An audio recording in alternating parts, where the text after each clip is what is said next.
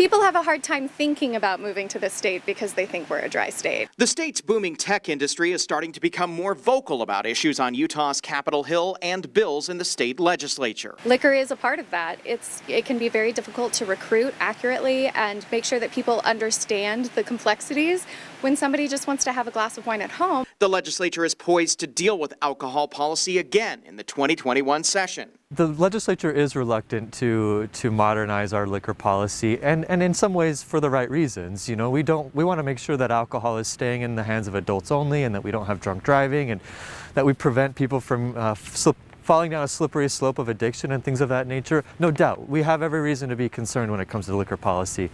Yet at the same time, we also want to make sure that our state law is keeping up with the times. Senator Derek Kitchen is considering a bill that would allow bars and restaurants to sell sealed, pre-made drinks to go.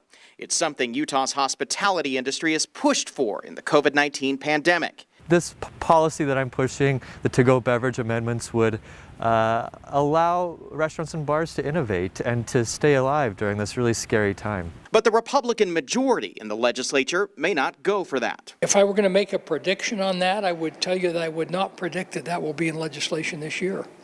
I just think that I know there are people that would like to see that. Senator Jerry Stevenson is tasked by the Republican majority with running liquor bills. He says while to-go drink sales is not a priority right now, they will look at whether Utah needs more bar licenses. The biggest issue is giving DABC more control over its budget and raises for liquor store employees. The people actually manning the stores and our warehouse employees, we are drastically undermarketed as we hire those folks, and it's hard for us to keep them and get the good quality help we need. Silicon Slopes Commons, which represents the tech industry, says any tweaks it wants to liquor laws are long-term goals. It's definitely a wish list. It's on the Santa please list. The 2021 legislative session kicks off next week. On the Hill, Ben Winslow, Fox 13 News, Utah.